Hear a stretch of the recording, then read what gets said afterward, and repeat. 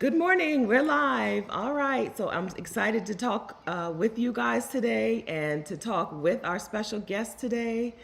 Today is Juneteenth, as we know. It's also the first time Juneteenth has been a federal holiday, or a brand new federal holiday.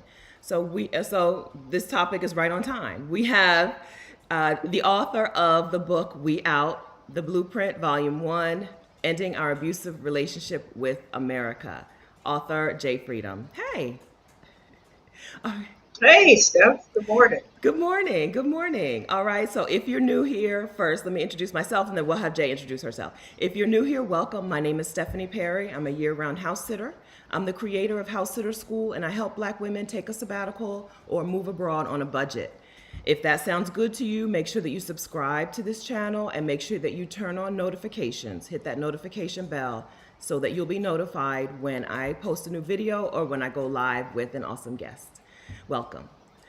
All right, Jay. Okay, so Jay is not a stranger to us or to our channel and to most of us. So I'm excited to be able to talk to you today. Do you want to take a second and just introduce yourself to everybody? Hey, you guys. I'm Jay Freedom. I am the author of We Out: How to End Our Abusive Relationship with America. And basically, I talk about coming to terms with African Americans coming to terms with us having an abusive, what amounts to an abusive relationship with the United States. Especially now, we're seeing even more stuff when I wrote the book a few years ago. The gaslighting, and just now what we saw with the Juneteenth and the kneeling with the kente cloths and all the stuff, we're seeing it again. They have no intention of doing right by us, and it's time that we look at our options, whether we're going to stay and accept the treatment as less than, whether we're going to fight losing battle, continue fighting, we've been fighting for 400 years, or if we're going to pack our stuff and say we out. So okay, I want to jump into it, but let me do like I'm supposed to do. Okay, good morning, everybody. I'm gonna say hi to you guys real quickly. Good morning, Sweetums. Good morning, Keisha. Good morning, Allie. Good morning, Marcia and Lee. Good morning, Pearl. Good morning, Jen and Jay. Good morning, Name Me. Good morning, Daisy, Lainey, Amelia, Brenda, Sandra. Where's my mom? Good morning, Comfort and Lakeisha. Jive Canary, good morning, Celeste and Shaquenta and Simona, Janella, hey, Abba, D, L. Oh, there you go. Okay, I don't stop until I hit Connie Perry's good morning. Okay, good morning, Mom. Good morning, Carrie and Francis. Good morning, Francine and Janice and A, Action, Ludell, and W. Okay, good morning, everyone. All right, so Jay, can you tell us what do you see in the U.S. that correlates or compares to an abusive relationship? Because some people are going to see that and think, oh, that's not the same thing. How do you see the U.S.'s Black people's relationship with the U.S. as an abusive relationship? Good morning. I like the chat. I didn't realize there was a chat button, so Oh now I yeah. can see the chat. Good morning, you guys. Um, so what I see it is, with an abusive relationship, it starts out where it's little subtleties, and you see the red flags, but you don't want to acknowledge it. It can range from everything from sexual abuse, psychological abuse, financial abuse, emotional abuse. Our primary abusive relationship with the United States is emotional. Well, actually, it covers all of that: emotional, financial, psychological abuse, financial abuse, all of these things. So it's like, they don't want us there. They don't want to acknowledge the part that we had in building the nation to be the great nation that it was. There are clearly signs of decline.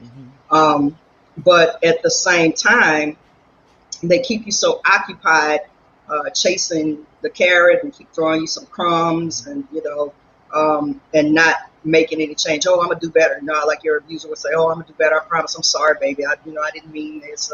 I love you. I'm gonna do better. And nothing changes. And eventually it ends badly. In an abusive relationship, especially like the domestic kind, one or two things happens. You leave and start over, or unfortunately, sometimes it ends badly and you don't survive it. My fear is that if African Americans do not, I guess, equate it or open their eyes to realizing what's happening to us, what has happened to us, it's going to end badly, and we have to be open-minded into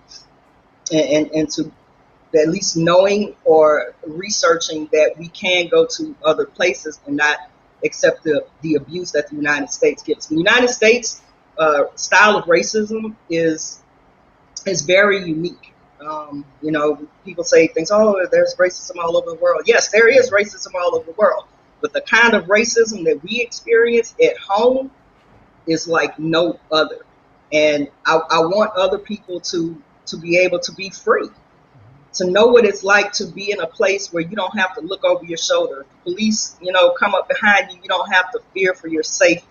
You don't have to fear when your children go, to the skating rink or if they go to the movie theater.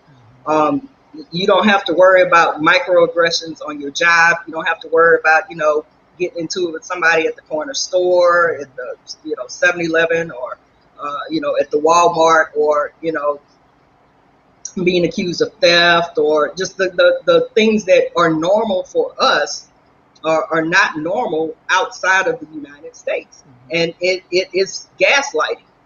Oh, it's not just the race card. No, man, this is what's been happening. We've been telling you people what's been happening all of this time.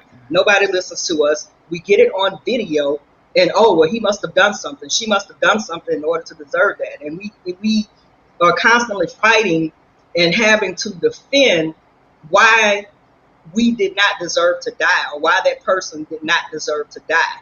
The whole world saw what happened to George Floyd.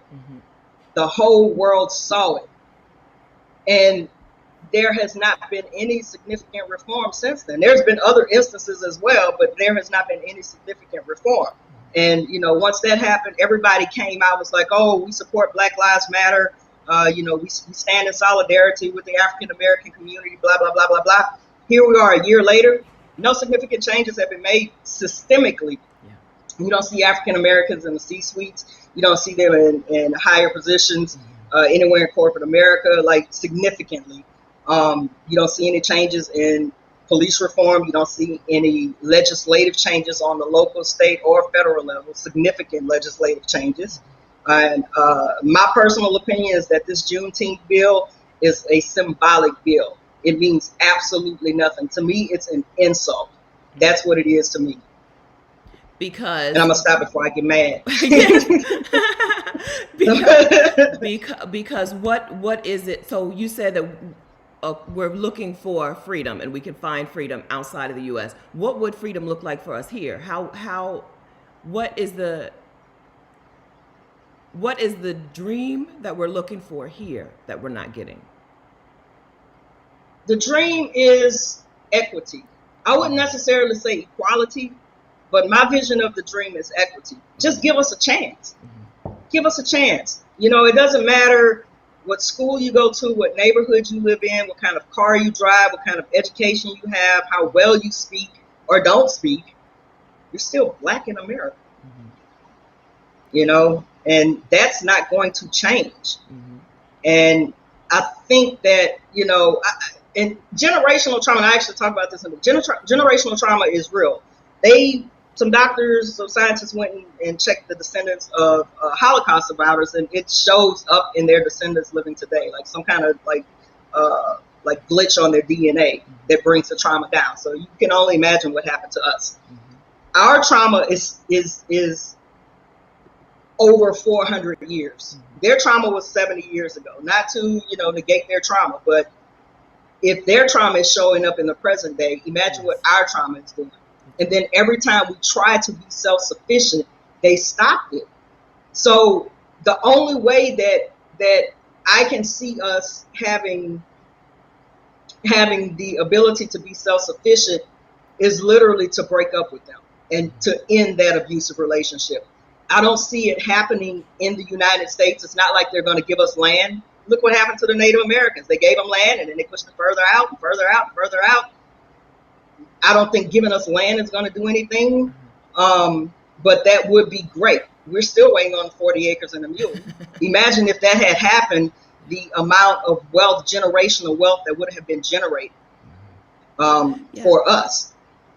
We never received reparations. The slave owners, they received reparations, even if, one of them died on the boat coming over through the Middle Passage. They received insurance payouts for it. So it's, we don't get anything, and it's almost like it's not even reparations, ha ha ha, y'all crazy. Y'all not gonna have no reparations. But every now and then they dangle their carrot in front of us, but with no intention of actually following through with it. So, I mean, you take Rosewood, you take Black Wall Street, you had other instances, Colfax, it's a bunch of them. It's every single time that, in Tulsa, I think the anniversary was like maybe 3 or 4 weeks ago, maybe a month ago, give or take, like May 31st through the June 1st or something like that. So yeah, less than a month ago. Yeah. I saw some documentaries a while ago, and they were saying how prosperous these African Americans were. Some of them had airplanes at that time. Some of the white folks that came in, they would go in these people's houses and see how much nice things that they had, material things that they had, and they just kind of hating. Hey, we don't have these things. This Negro has a piano. I don't have a piano.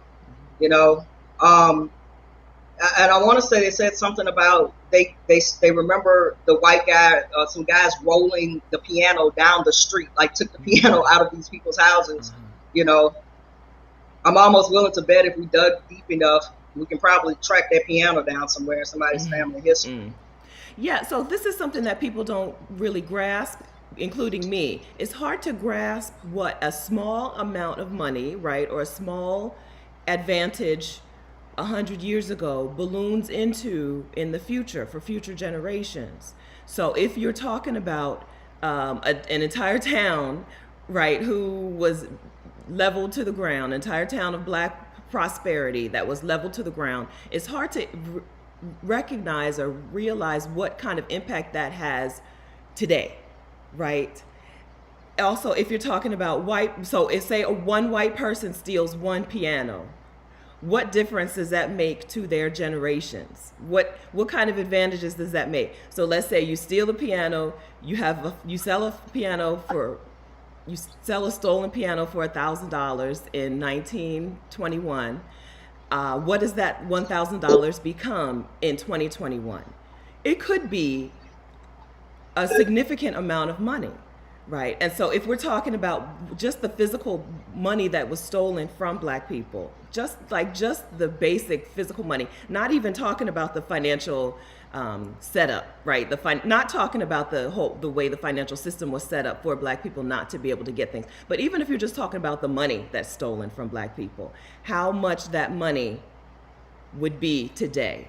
And when you talk about a wealth gap, it's impossible to overcome the wealth gap because we are 10 generations behind. Right. And it was something I saw that said it would take like 200 and some years for us to gain equal financial footing with white America. And that's basically the same amount of time of slavery. So imagine if we had been free and the accumulation of it. And even after Reconstruction, same thing with Reconstruction. The government attempted to do a little something. You had a bunch of different factors that, including assassination of a president, which, we'll get into that another time because he didn't free the slaves out of kindness of his heart. Right. It was a strategic war move. But, they had education, social services, clothing, food, types of things set up to help the former slaves get on their feet. And just as quickly as it started, the government abruptly ended it. And then we start seeing not the slave trade, which turns into the police. And we start seeing the vagrancy laws, which put these people in jail. And then we start seeing, loopholes from the 13th Amendment to basically enslave these folks again legally. So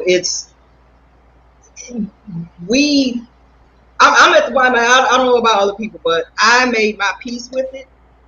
And it was like it was a grieving process, put Yeah. it that way. Yeah. You're gonna grieve the life that you knew. You're gonna grieve the family and friends that you leave behind.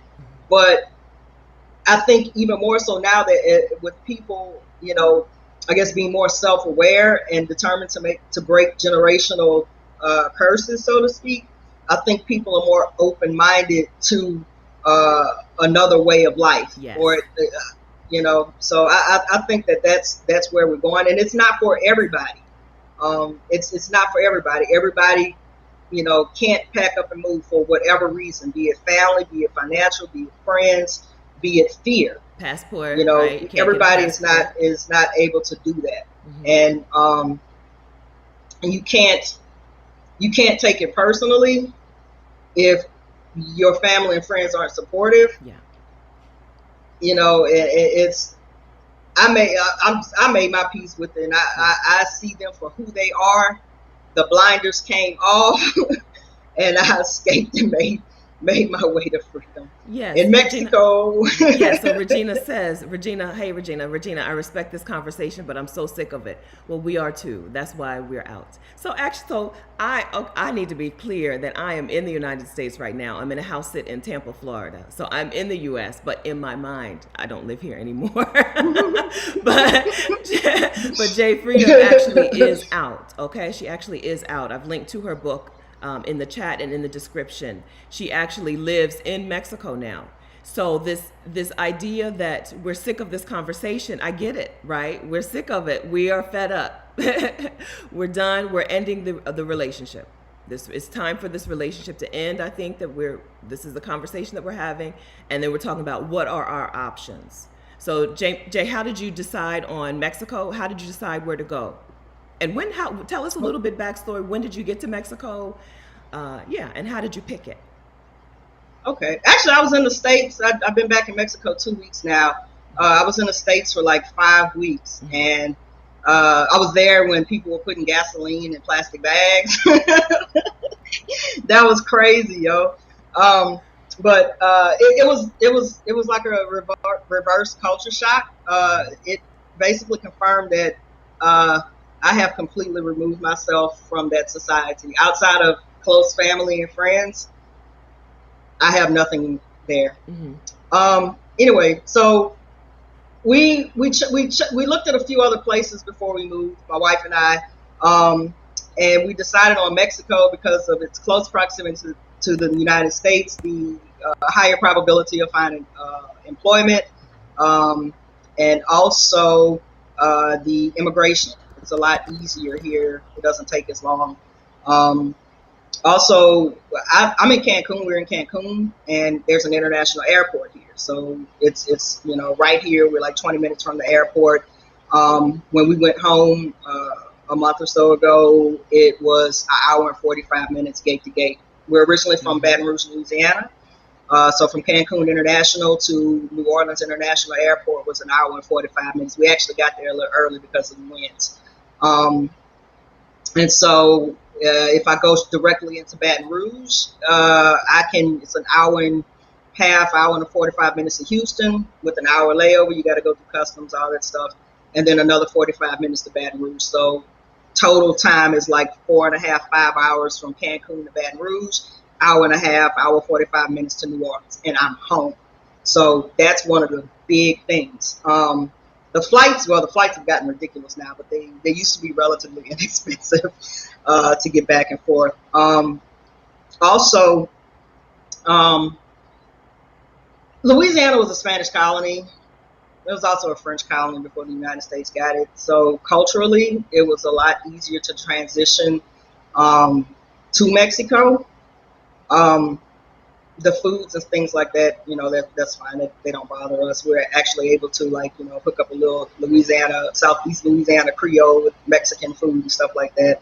But we wanted out, but didn't quite know where we wanted to go. We came for a visit in 2017. And so we were like, wait a minute, we're home. It felt like home. It was a ideally centrally located place.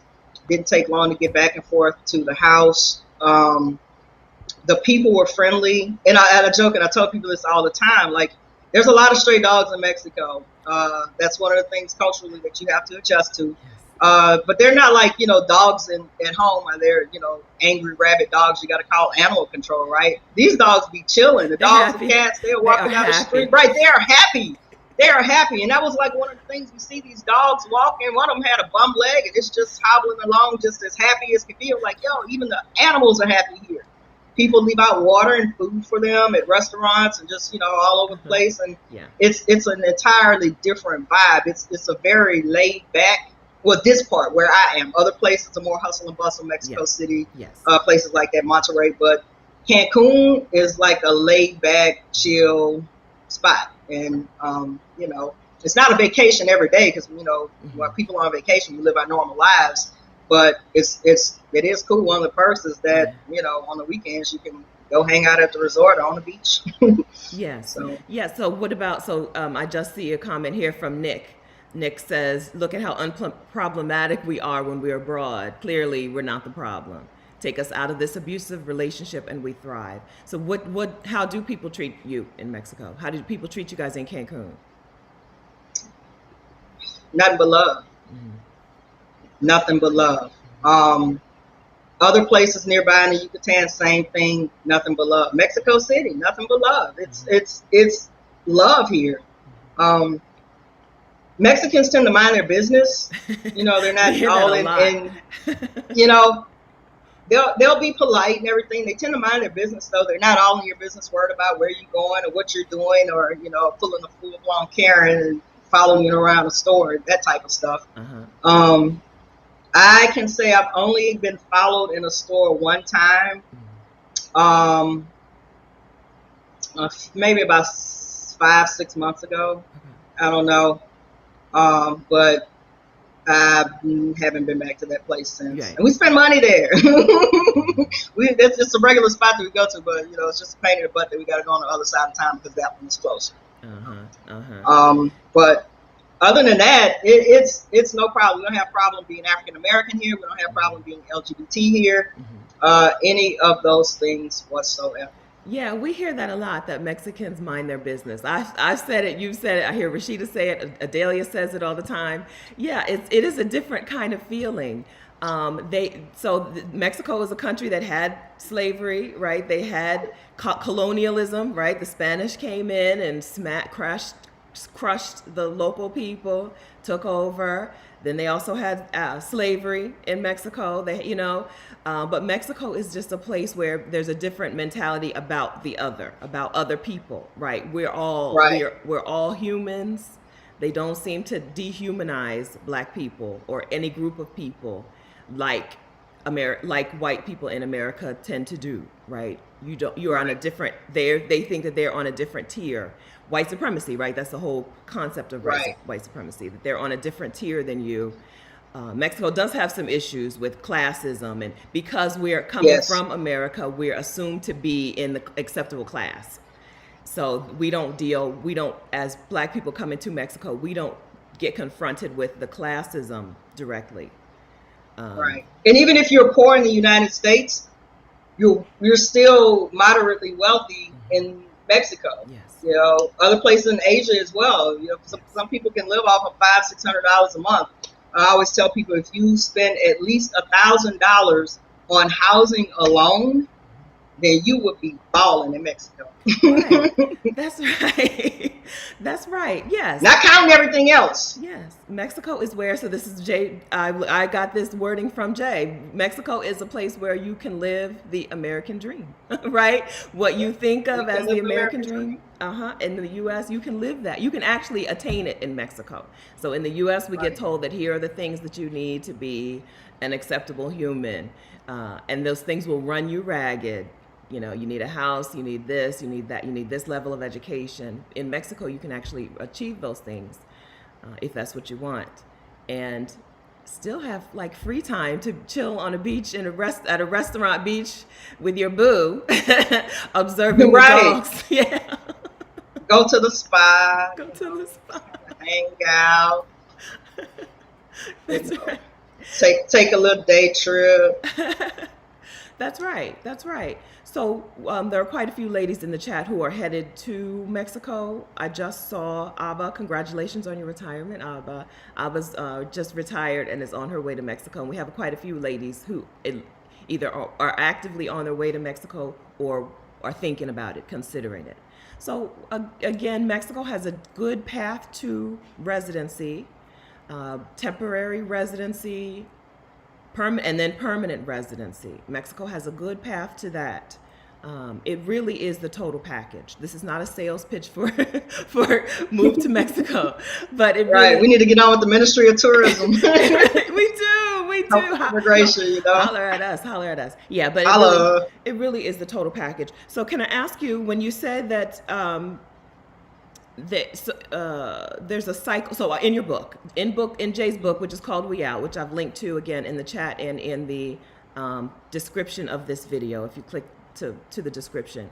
In your book, you talk about a cycle, like a 40, 50, 60-year cycle of bad stuff for Black people in this country. And you say that we're back at the top of that cycle now, where things are bad and are going to get worse before they get any better. Can you talk a little bit about that 40 to 60-year cycle of increased, I don't know, it's not really increased racism. The racism level doesn't dip, but it's an increased change in treatment of Black people, I guess. So if you go back to like the beginning of the inception of the country, even before the Declaration of Independence, like pre-colonial time when they started actually coming over and bringing us over as well, 1619 picked out.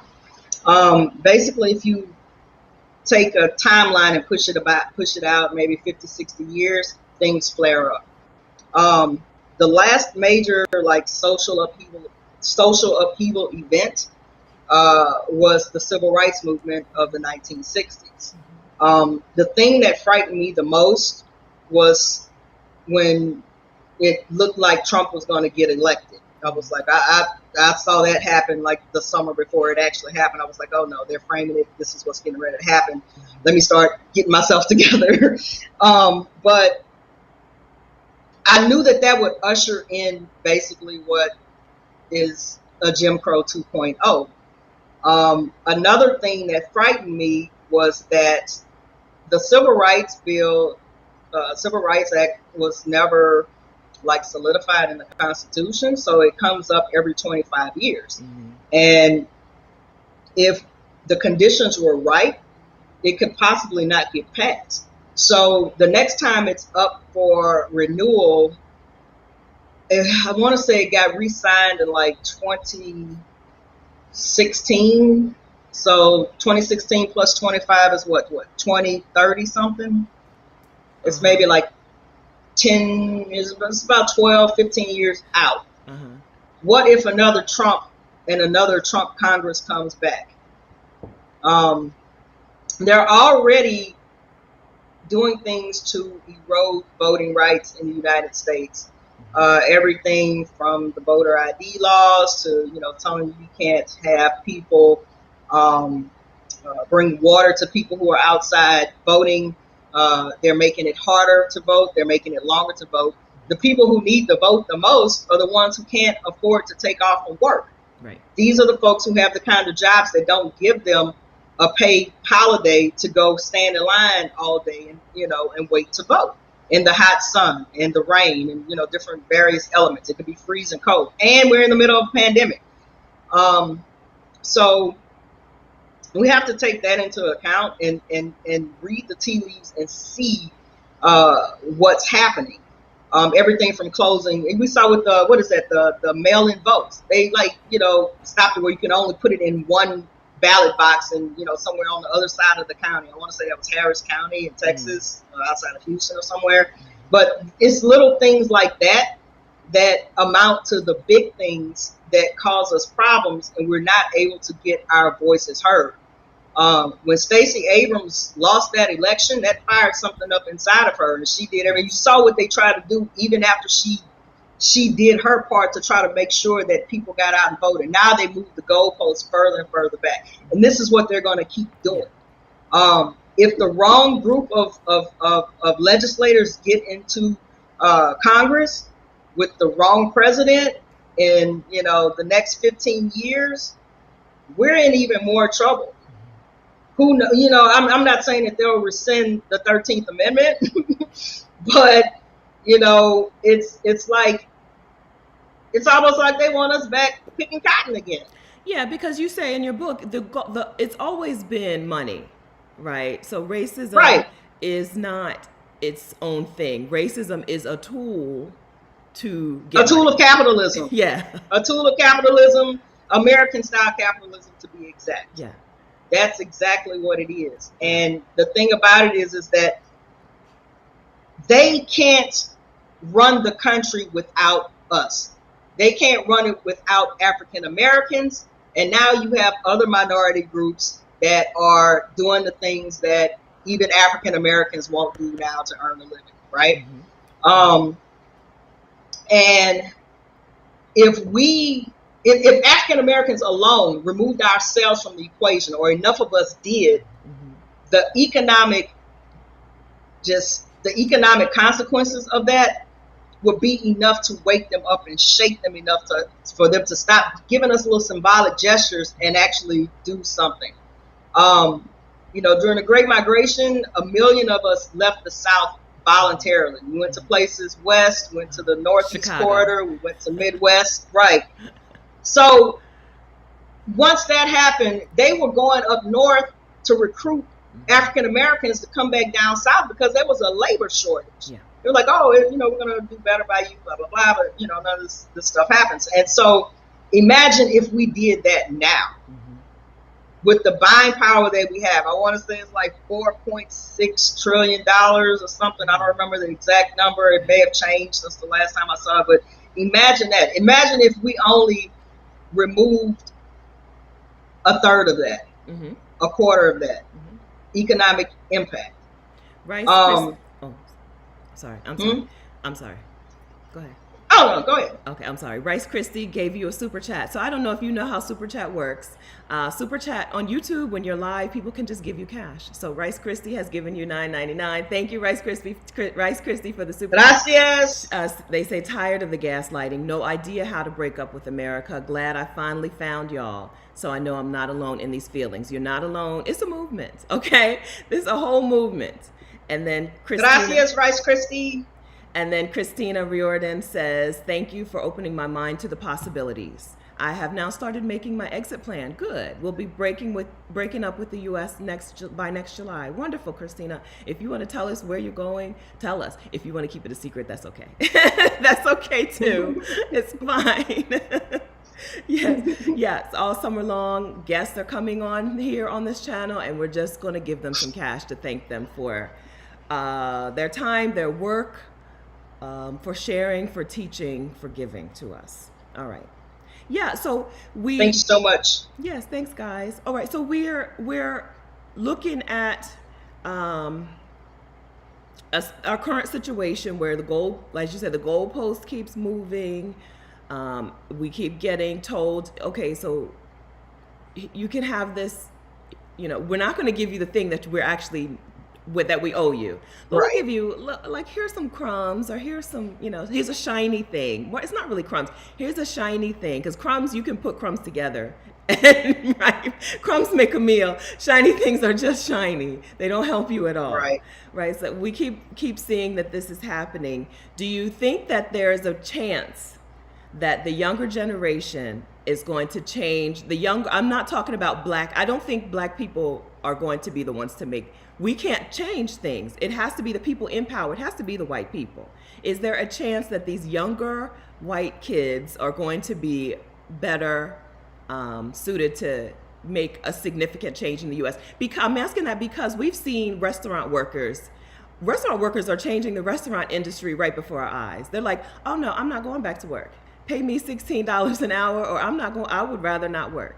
So is there a chance that younger people are going to bring about a change, and maybe we just need to hang in a little bit longer? Serious question. I believe that the youth are going to save the United States. Well, not save it, but definitely usher in some significant changes. Okay. However, their, and particularly white youth, our battle is not their battle. They have different things now they're more open-minded and they are more culturally ingrained in African American lifestyle. But at the end of the day, they're still white. They don't have our experience. But I do believe that they are going to be the ones to help. Also, another thing is that it's with our black bodies contributing to the economic system. The pandemic has kind of opened it up, like we see with the service industry workers. They're demanding better conditions, better pay. Once again, cyclic. We're seeing the Gilded Age 2.0 again. Workers' rights issues, better pay, better working conditions, all these things. Also racial tensions, all of these things as well. But also changes in the middle class. So what was formerly the middle class is no longer, or the people who thought they were safe in the upper middle class are now bumped down a peg or two, and actually they kind of skipped and went from upper middle class to basically, upper poor. Yeah. But a lot of us have already been hovering around in the upper poor areas like most of our lives, right? And so it's an awakening for them. Also, they realize that, hey, I don't have to go and sit in a cubicle for 8 hours a day, 5 days a week. I can work from home. Again, this shifts the corporate structure, because it's okay for your bosses and the corporation owners, for these people to be sitting somewhere in, Cancun or in Bali, working at a cafe really quickly for a couple of hours and then going about and enjoy their day with their family. But it's not okay for you to do it, And so this is shifting it. People are like, wait a minute, I don't have to do this anymore. But that's also going to open up a further class and economic division, because people are trying to transition into remote work. So if you aren't, don't have technological skills, you have issues, and that's very prevalent in African American and other minority communities. That, number one, we don't have access to the technology, and number two, we don't know how to use the technology, and number three, our education limits us because we don't have the education, because we're worried about putting food on the table. So we don't have time to get educated in order to qualify for the jobs that offer these types of remote working benefits. So, and you still have to that's going to be a problem. And you still have to get hired. Yes. So, and if you can't fill out, how job applications are, they're very nitpicky. You got to make sure all of your I's are dotted, all of your T's are crossed. You got to put in keywords now. You got to, have a resume for this job, this job, this job, this job.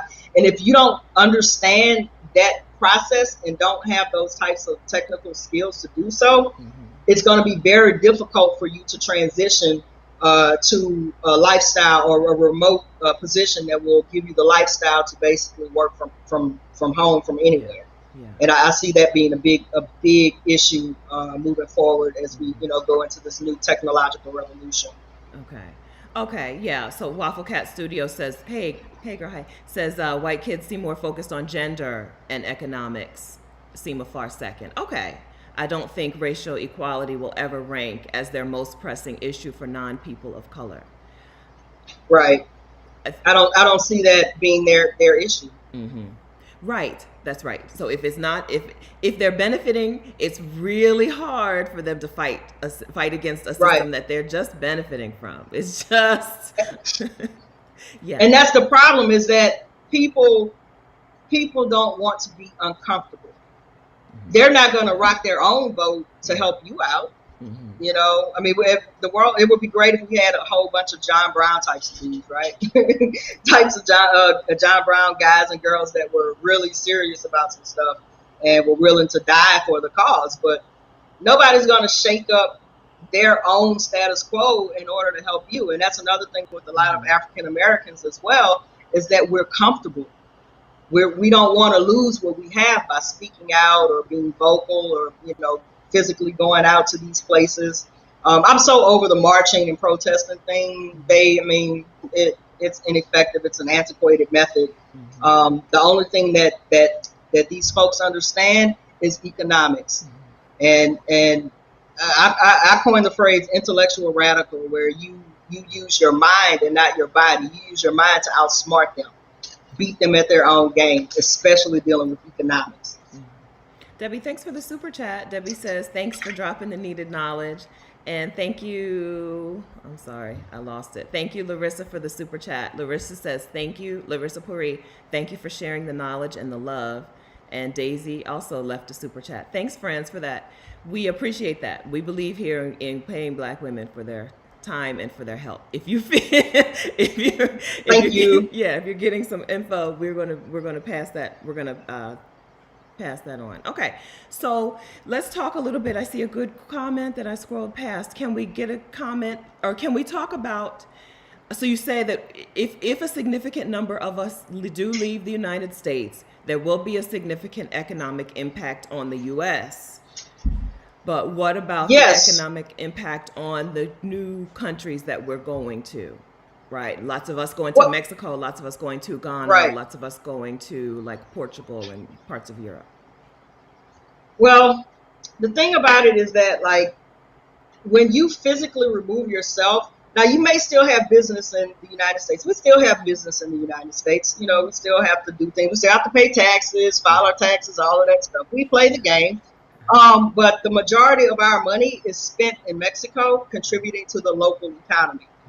We buy local, you know, we look for Afro-Mexicans, but everybody's brown here where I am, you know, so everybody's brown. But another thing, in a big place, Playa del Carmen is blowing up.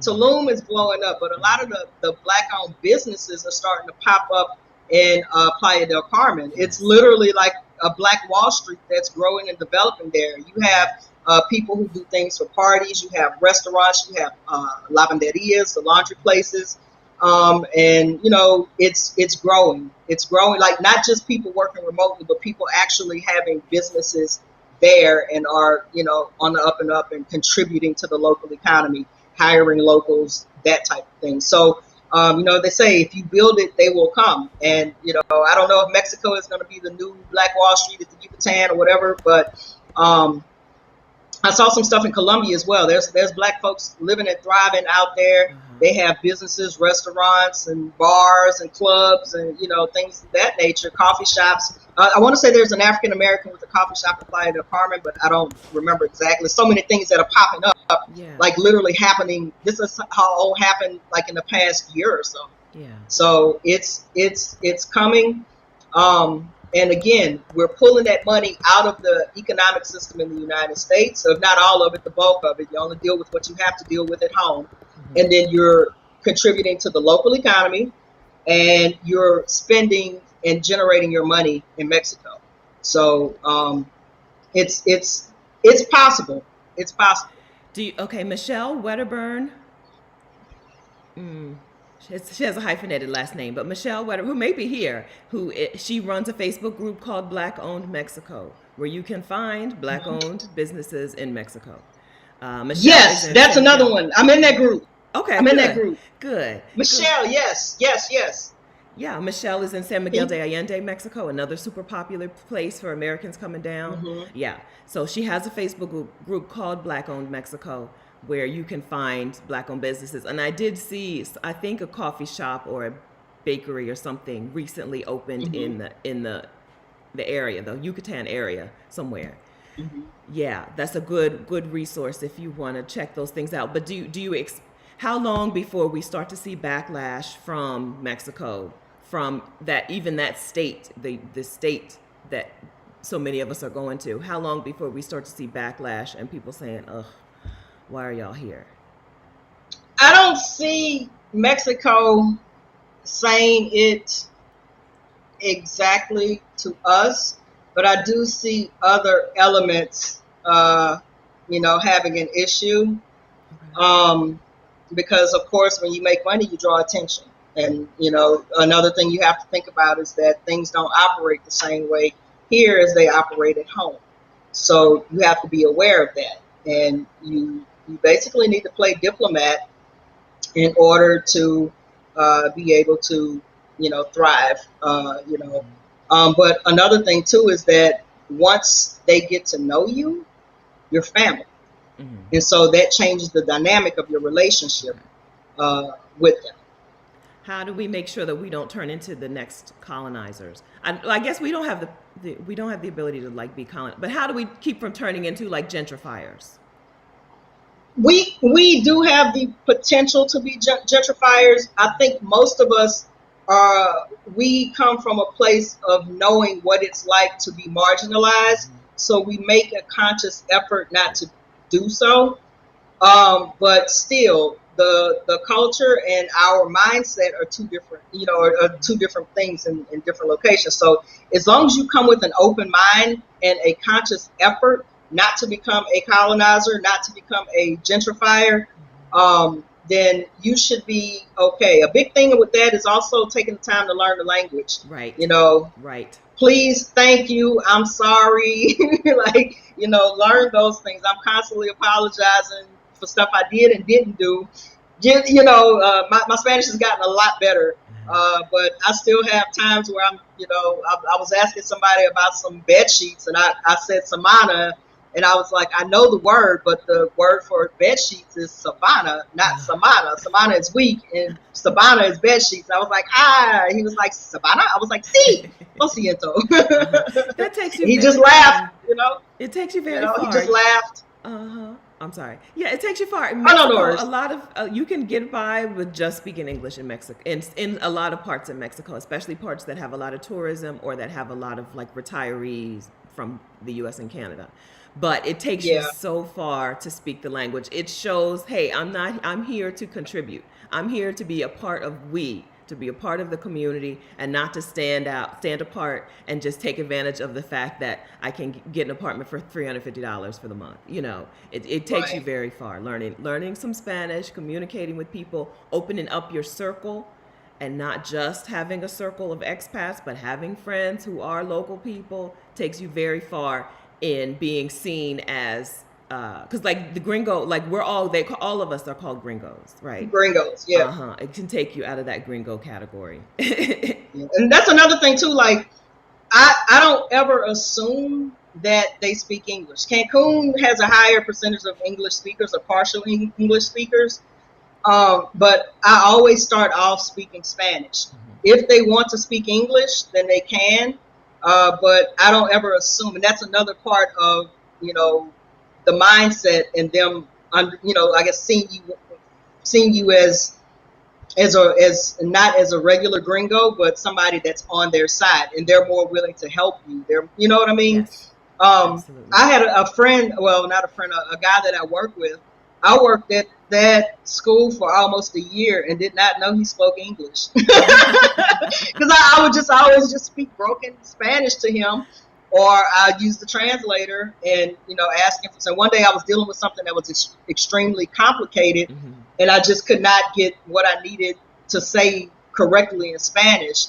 And so he just started speaking in English. I was like, dude, you speak English? He just bust out laughing. He was like, I was like, this whole time you let me sit here and look crazy, yo? Why, man? But I mean, we had a good chuckle about it, and yeah. So it's what it is. Now we speak Spanglish. Sometimes we speak English, sometimes we speak Spanish together. So it depends. Even in the same sentence. Right. Yeah. All right. More super chats pouring in. S. Hughes, thank you for that super chat. We are responsible for building up our community. Yes, we can't rely on other people to have our best interests at heart. That's right. Fusion Love Stories, thank you for that super chat. Use your mind, not your body. Very true. Yeah, we've been, yes, I'm not going to go back over that. Yes, Nima Roman, thank you for the super chat. Nima says, thank you for the awesome content. You're welcome. And Aaliyah says, I refuse to be part of America's mind games. This is my last of voting. Oh, my last year of voting for BS. My family and I are moving to Rwanda. Great. Aaliyah, if you have you can't. If you have a YouTube channel, tell us that you have a YouTube channel. You can't drop the link. YouTube chat won't let you drop the link to your channel, but you can just tell us I have a YouTube channel called blank. If you do, because I know that people would love to see the process of moving to Rwanda. Rwanda is a place that I'm hoping to get to. I was supposed to get there for a thing last year, and COVID was like, nope. So Rwanda is a place that is very popular with Americans now. Rwanda is a more, not maternal, what do you call a society that women are? Matriarchal. Thank you. A more matriarchal society, and very technologically advanced, right? They have gone all in on tech, on being a tech center. So I'm excited to see what's going on in Rwanda, and I hope that if you're sharing, tell us that you're sharing that information. And then Adventure Awaits, Lady L, thank you very much for that super chat. We appreciate you guys. All right, so, okay, let me scroll. Okay, so we're not talking specifically about giving up citizenship. I see a comment about that. We're not talking about giving up citizenship. Renouncing your citizenship means that you are now on the passport of the country that you're in. So if, let's say you get citizenship. So first of all, getting citizenship in another country, not easy, right? Getting residency and getting citizenship are two different things. I have a video on that called 6 Things You Need to Do This Week If You Want to Move Abroad, or I think that's what it's called. So I have a video about the difference. Getting residency abroad doesn't mean that you have citizenship, and so you can't renounce your U.S. citizenship if you don't have citizenship somewhere else. So getting citizenship abroad, not an easy process, and the idea of renouncing your U.S. citizenship means that you're then on that passport. So let's say you do get citizenship in Mexico, you marry a Mexican, you get Mexican citizenship, then you're on that Mexican passport. And you have to go through the visa process just like everybody else when you want to come in and visit your own family. So the idea of renouncing your citizenship, that's not what we're talking about. But we're talking about divesting as much as you can, right? You can have dual citizenship. Yeah. I'm working towards citizenship in Mexico. I have one more year to complete before I hit permanent status. Mm-hmm. I can either hold it permanent status until the day I die, or later on I can get, a Mexican passport and do the citizenship test and get sworn in and all of these things. So some places you can do dual citizenship, some places you can't, but it's quite a few countries that you can have dual citizenship with, and also maintain your U.S. citizenship as well. So yes. You just have to dig around, find you a good immigration attorney, and do what you need to do. That's right. All right, Alba, thanks for the super chat. She says, I will move with respect wherever I go. That's the key. That's the key. That's the difference. Yes. That's the difference maker. We know that the people who came to the United States did not come here to respect the Native Americans. They did not come here to learn and to enjoy and embrace Native American culture. They came here to smash it, right? To crush it. Right. To conquer it, to take it. That's right. To colonize it. So intention matters. Our intentions in going to these other countries make a big difference. Now, some of us do come out here and act a fool. But for the most part, I think that we, because we've been marginalized our entire lives. So we have a different perspective and a different mindset and different intentions when we visit these places. You can see it, in the different expat groups. Some of the expat groups you see that colonize a mindset, and then the expat groups with people who look like us, it's a little bit different, a lot bit different. Yeah. Yes, that's right. You can see the attitudes in Mexico. Mexico is a loud country. Mexico is a noisy country. Yes. You can be out in the country in Mexico, and it's just loud. There are fireworks. Yeah. There are church bells. There are roosters and dogs. Yes. And you can see in the white expat groups, it's a totally different conversation. They're like, can I call the police? Can I call the police on my neighbors? Right. No, it's a whole different thing. You can't do that. They don't do that here. Like on what is that, Black Panther? He was like, you don't do that here. Like, they don't do that here. No. You can come here with that if you want to. The Karens, they can come if they want, but they may end up, on the other side of the handcuffs, because a lot of times the cops are on our side. That's right. On GP. D-Dane, thanks for the super chat. And Simona, thanks for the super chat. Thank y'all. Simona says, we can live the American dream outside of the U.S. Mentally, I'm already an expat. I feel it. I feel like I'm gone. Yeah. I'm gone. Even though I'm right here in Tampa, Florida, I feel like I'm gone. Annabella says, thank you. Awesome guest. Yes, we agree. Love you all. Thanks, Annabella. Thank you. All right. So I feel like I didn't ask you ahead. I should have asked you this off camera. But if you have a time when you need to be done, you need to say so. Okay. No. I'm chilling today. Actually, I just got a few more projects to grade. Okay. But I'm gonna be chilling today. I got some groceries coming later on. Okay. I need to do the same thing. Okay, yeah. So Jay is a history and civics teacher and is teaching in Mexico. And I've linked to Jay's book a couple of times. Let me go back and get that link again. Jay's book is We Out, The Blueprint. It's a long title, child. It's a long title. We Out, The Blueprint, Volume 1, Ending Our Abusive Relationship with America. I'm going to link to that book again. She's talking in the book about why, right? Why to be out, why be out, and how, why and how to go if this is what you want to do. You talked briefly about how this is not for everyone, and there are people who can't go. The U.S. has been very clear about the U.S. knows the value of having a passport and has been very strong, has very strongly and actively worked to keep passports out of hands of some people, right? I think it's still the case that convicted felons cannot get a passport. I think that's the case, right? So this is not a way that you have to get it expunged. Okay, so this is not. You have to get it expunged. You're going to pay for it. So we do know that there are.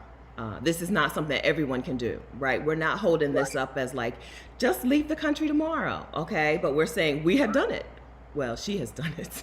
I feel like I have done it, but she's done it. So I just want to stress to people that this is a legitimate option for you. It's something that is not new.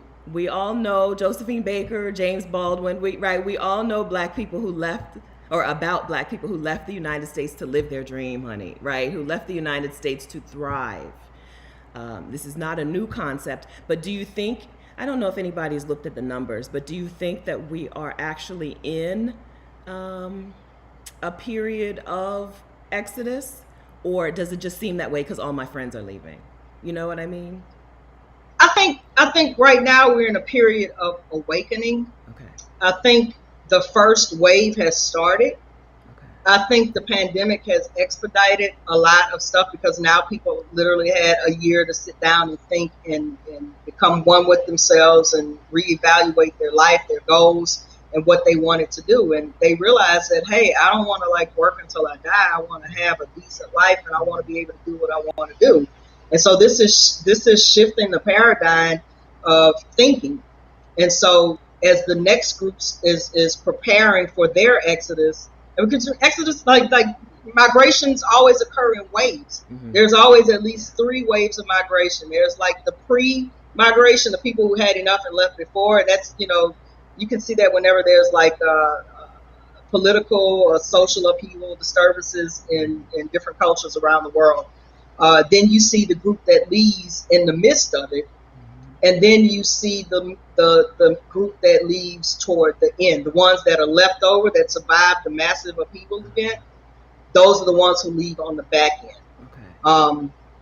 We saw it with the First World War. We saw it with the Second World War. And ironically, these were the immigrants who were coming into the United States. That's right. Who built the country, like the melting pot situation with the fabled, famous Ellis Island and all of this stuff. These were the people who were leaving because of the disturbances that were going on in Eastern and Western Europe. That's right. So, but now it's us that are the migration patterns that are shifting now. So I think it's a little bit harder for us, but I think that we've been, and I think we've talked about this, you and I have talked about this before, how our parents went through the struggle. And then our generation benefited from it. And, our kids, our nieces, nephews, they've now grown up totally different. So they don't really have a memory of it. Right. You know what I mean? Right. And so now these folks are adults. These millennials, they're like in their late 30s now, So now they're like, wait a minute, I don't have to put up with this. Not only that, they are with the cancel culture. They are like breaking generational trauma. And they have never lived in this type of atmosphere, this type of environment, social environment before. And they're like, wait a minute, I don't have to put up with this. And so they're leaving. This is who the next wave is now. And so I think that with that experience, I guess, how they have a totally different experience than we do, because we still remember the racism, right?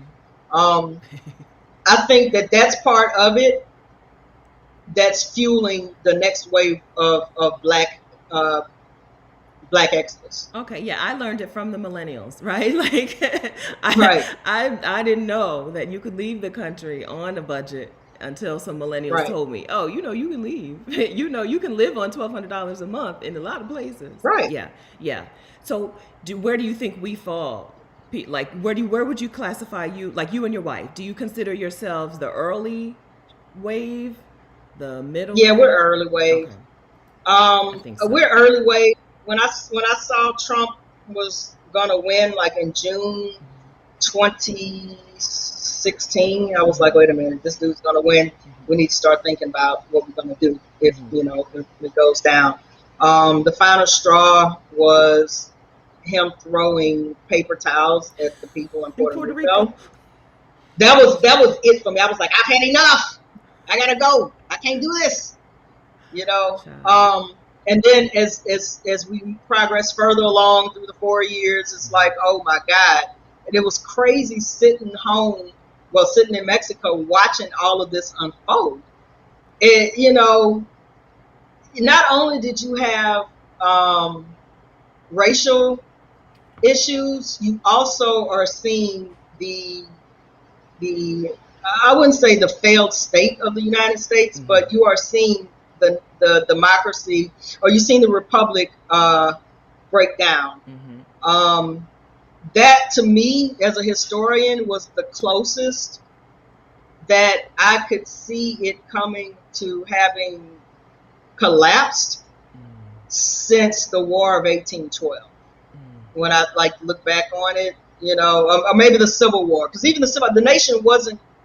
I mean, it was collapsing, but it wasn't like the way it was. Like, it was a fledgling nation in 1812, But the kind of damage to the republic that had been done, there is no way to recover from that in this lifetime. And what's going to happen is these people, they're out. They're not afraid. It's like they came out of the racism closet, right? And so they're out, they're proud, and they're not going to take it anymore, right? And so, again, repeating patterns. You see a rise of nationalism. You see a rise of sectionalism. You see a rise of racism. 50, 60 years like clockwork. Yeah. So it's, people, the folks who are still there now, this is the time to make their exodus. Or at least be preparing to make their exodus. And we also have to keep in mind that in the United States, other countries, you've seen collapses and restructuring and all of these things, and new constitutions, all of these things. But you've never seen that in the United States. We have the oldest constitution in the world. Also, we are so comfortable in believing that nothing will happen, and it's not going to be from the outside. The threat is from within. So we're so comfortable with believing that, it's the greatest place in the world and nothing can happen to us like what happened in Liberia or Rwanda, or, none of that will happen here in the former Soviet Republic, current Russia. They don't even see that as an option. So when it comes, or, they're going to be surprised. Like, people are like, oh my God, I can't believe the country is going the way it's going. No, it's been like this. Nobody was paying attention. Right. Nobody was paying attention to it. And that's one of the things, is that, history is one of those things that is neglected. Nobody really pays attention to, it's boring, I don't want to talk about it. Yeah, that's boring. But even with my students, I train them to identify recurring patterns throughout history.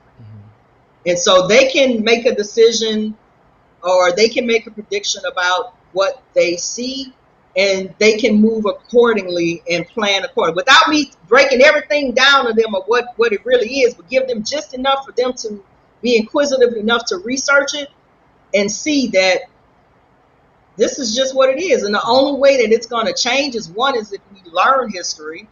And two, is if we do everything that we in our power to not repeat it. Right. Literally, it's the blueprint. And, education was used to keep us docile. I mean, or the lack of education. Right. They used to kill us for reading. Yes. You don't have time to go to school. You got to get in the field. So even after slavery is over, we're in that sharecropping. We're working in the factories up north. We don't have time to do all of those things. So now that's passed down generationally, and it's not valued. And it's like, I'm a passionate historian. Mm-hmm. I want us to learn history so we can see that we don't have a chance. It's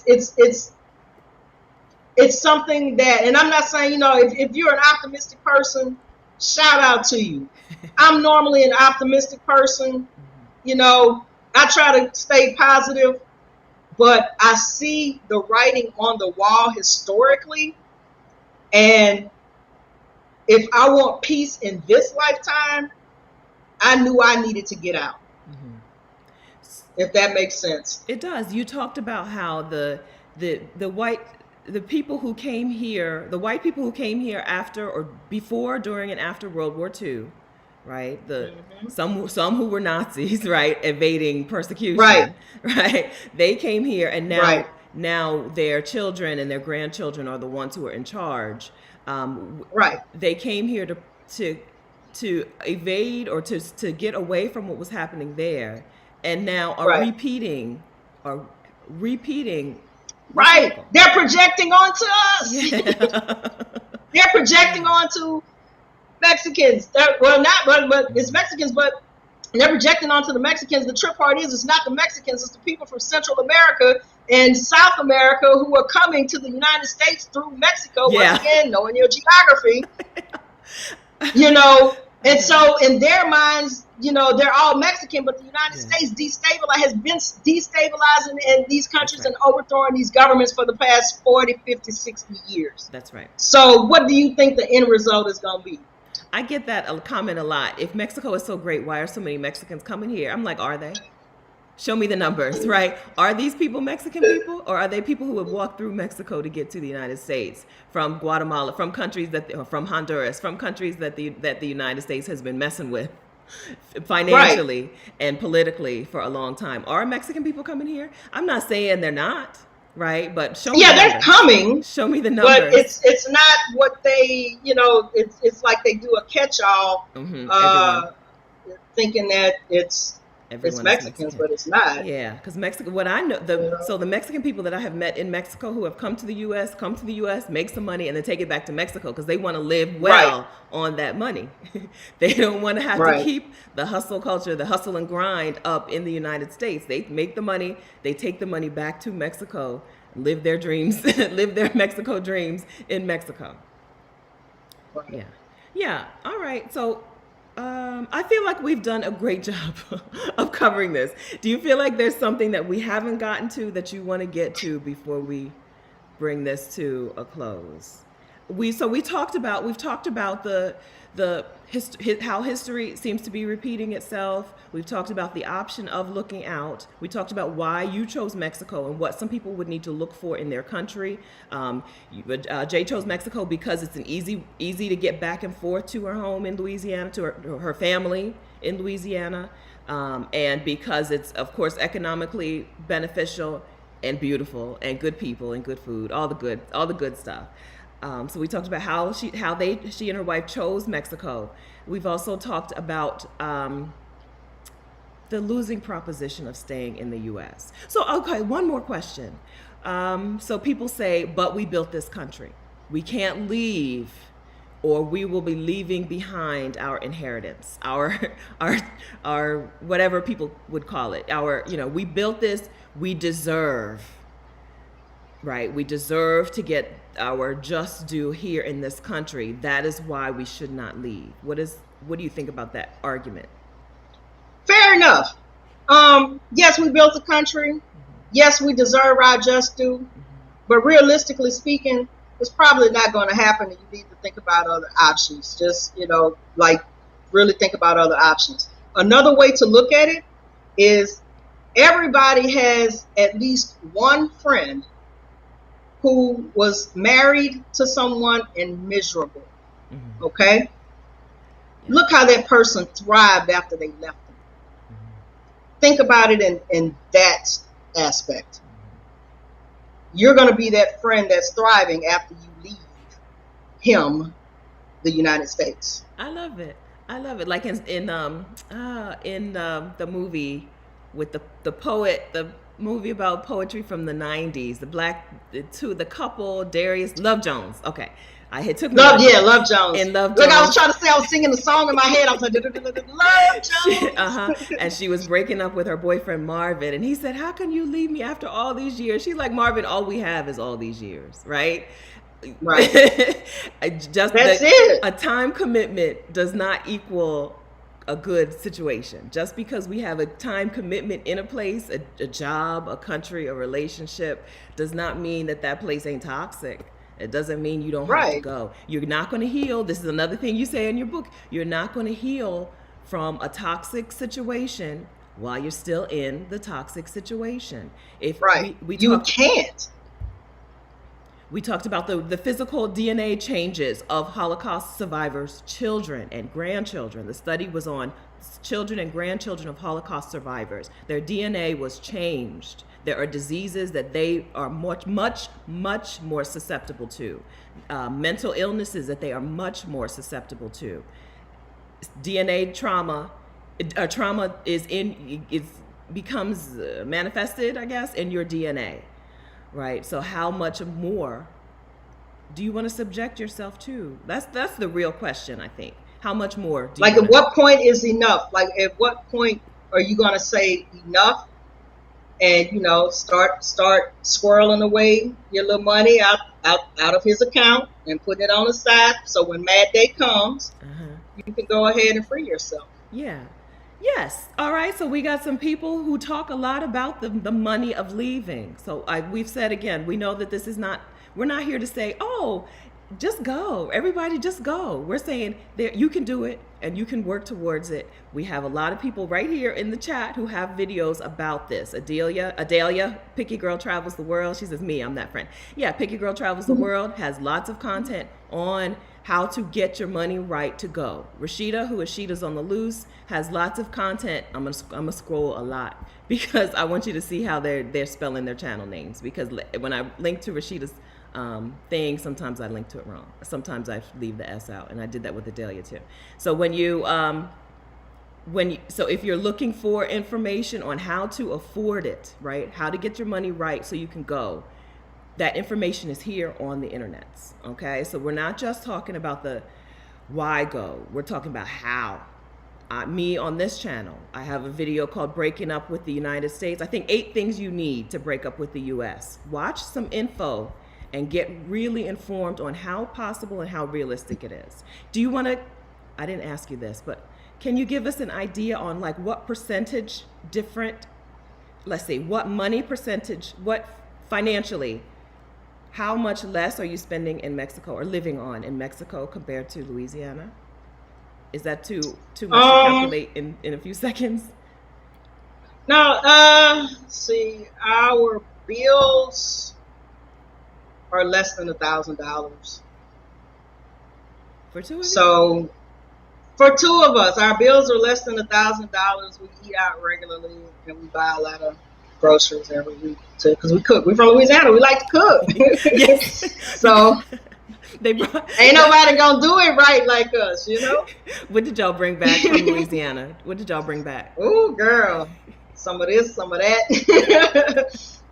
Seasonings, crab boil. The seasonings basically that we can't get here. Grits. Gotta get those grits. So got the grits. And a couple of little other things, fish fry, chicken fry, stuff like, how to fry some chicken already. With the Louisiana chicken fry, with the Tony Sacheries, so. But those kinds of things, With food, okay, I just want to be clear on this. With food and accommodation and transportation, y'all are spending $1,000 a month total. Yeah, less than that. Well, I didn't add transportation, but Okay. we're centrally located, so basically anywhere we go is like maybe 50 pesos. Yes. Um, so it's not that, sometimes it's 30 pesos depending on where I'm going because we're like really close to everything. So we're Yes. basically 10 minutes from anything, Uh-huh. uh, maybe 20 minutes from the beach. So All 10 right. minutes to the mall. Okay, so y'all heard it. Y'all heard it. All right, so this is why, so we're not just talking making the escape, the exodus, the Blaxit. We're not just talking about it. We're telling you how to get it done. Okay, so there's an entire community of YouTubers, of podcasters, of bloggers who are talking about how Black people can get free, find that feeling of freedom, or not the feeling of freedom, the actual freedom abroad that you are not going to experience in the United States. I'm sorry, you're not. Okay? So 111 Oracle and Alchemy says this was very healing and honest. The historical context is relevant to us being serious about our well-being in present reality. Thank you both. You're very welcome. Shrimp and grits, yes. Y'all just naming food now. Stop, because I'm in Tampa. I don't know exactly what I can get here. Oh, you get everything there, girl. You Okay. find grits over there.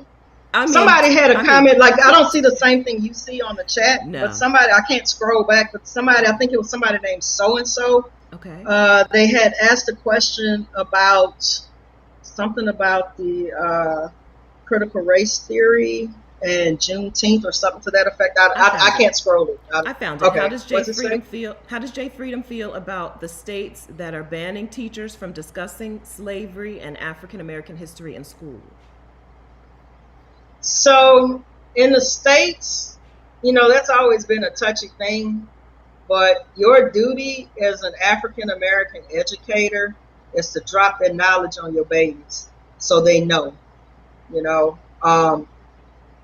Do it however subtly you need to. There's still ways of transmitting information without violating the rules, So, maybe you can, hey, if you get bored, you want to check out Tulsa race riots. Why don't you Google that and see what you find out, Extra points for somebody who comes back and writes me a 500-word essay,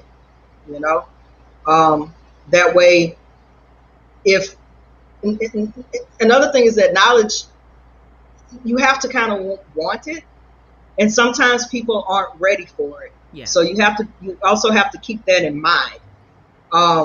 But if they're ready for it, guess what? They're going to be front and center the next day with that 500-word essay typed, and they're going to tell you about everything they found out about that particular subject or that particular topic. Okay. But you're not going to rely on the school's curriculum to educate the kids. No. Now I have a little leeway here. The books that I have here actually talk about a lot of Black history things, but also I drop those jewels on them because in Mexico, like African American history and Mexican history is sometimes intertwined in both countries. So with Afro Mexicans and African Americans in the United States. So I do have a little wiggle room with that. But also these kids are a lot more aware of social injustices than a lot of kids are in the United States. I haven't been in the United States in a while, so I don't know if that's changed, but the students that I had contact with, a lot of them, typical urban setting, fights and things like that. So you didn't really have a lot of time to, between the testing and breaking up fights and dealing with a lot of the emotional issues that come with, being Black in the United States. You really just didn't have a lot of time for it. Yeah. All right. Thank you so much. Okay. All right. So, friends, I just want to say real quickly, I saw a couple of you leaving your email address in the chat. You can do that, but you may want to come back to the chat later and delete it once you get the email from the person that you want to get the email from. During live streams, which is a wonderful thing about having a YouTube channel. During live streams, people communicate with each other and make friends, form a community, which I love. Y'all know I love that.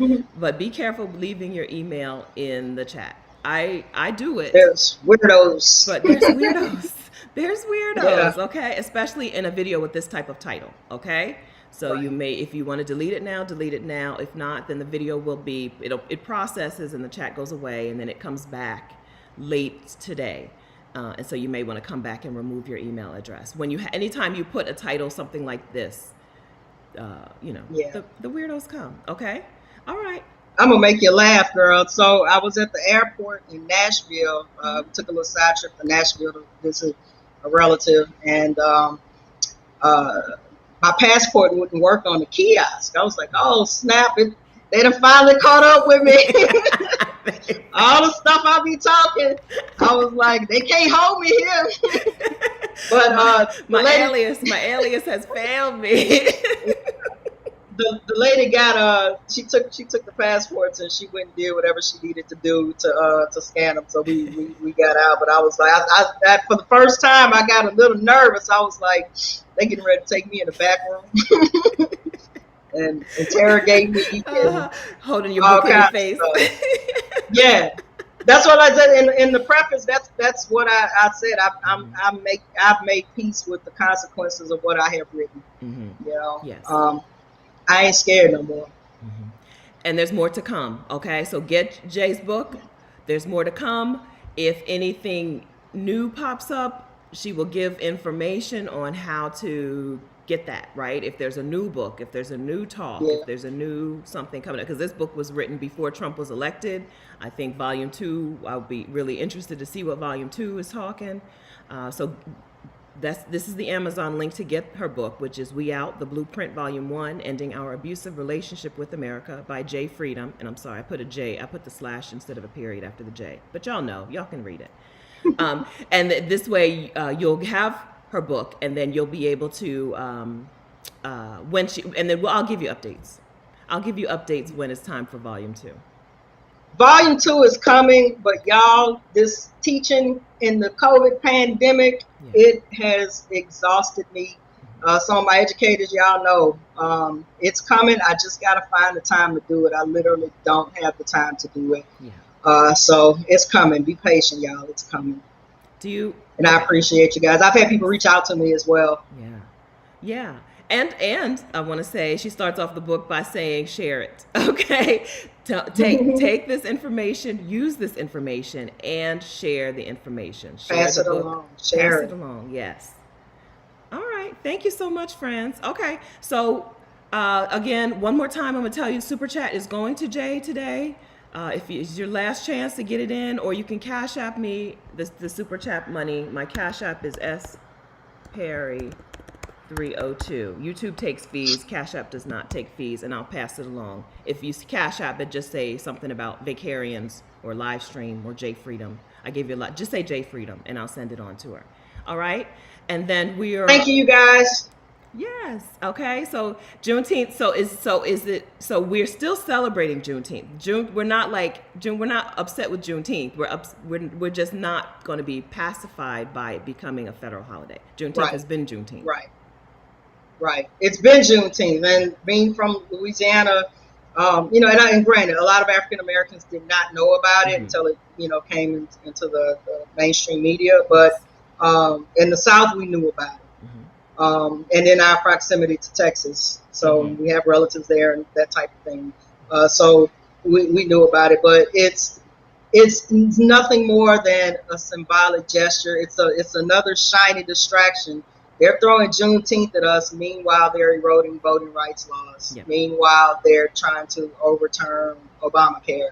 Meanwhile, it's a whole bunch of other things that are going on. Meanwhile, the pandemic is, the third wave is coming. Meanwhile, we're focused on, yay, they gave us Juneteenth. And then the kicker is that the people who will benefit the most from having a paid federal holiday are people in the service industry who don't get to be off that day. That's right. So, and it's like, as soon as I heard that, like, I cringed. I was like, oh my God, like I can see like the little flapping things in the commercials, Juneteenth mattress sale, That's right. Juneteenth That's right. car sale, Juneteenth special at the buffet, whatever. But like it's going to be commercialized. They have figured out a way to commercialize it, and that's the only reason why they're doing it. And not only that, but because that Asian anti-hate bill got passed, they knew that they had to do something symbolically for us. That's right. And that's what that is. And stay woke, y'all. Don't be fooled by it. It's a victory in a way, but at the same time, to me, it's an insult. To me, it's an insult. And my ears start smoking when I think about what they just did. Because that's gaslighting. We asked for reparations. We didn't ask for Juneteenth. And at the same time, it's like, oh, we don't want you to teach critical race theory, but we're going to give you Juneteenth. But you don't want us to teach why we got Juneteenth. Juneteenth is, yeah. What it is, you know what I mean? So it's how the old people say, 6 on one hand, half a dozen on the other. And that's gaslighting. That is the ultimate gaslight. I thought it's like every time it gets worse and worse. Like, what else are you going to try to distract us with or trick us with? It's like you see that sleazy used car salesman. That's the United States with us. Doreen Garvey, thank you for that super chat. And Lorianne Richardson, thank you very much for that super chat. Okay, so buy the book. Kathy, I'm sorry. Well, Kathy, who is Wellside Retreats, had a book club discussion on your book on We Out. But I'm sorry, I don't have the link to it. I shouldn't have brought it up because somebody's going to email me. How do I find it? I don't know how to find it. But read the book, okay? That's all I can say. Read the book, all right? Okay. Thank you. Thank you. All right. Thank you for being here. Thank you for taking your time to talk with us, to teach us, and to kiki it up with us just a little bit. All right. Anytime. Always a pleasure. Thank you guys so much. Thank you, Stephanie. You're welcome. Thank you, friends. All right. We'll see you guys next Saturday. Thanks so much for watching. Bye. Bye.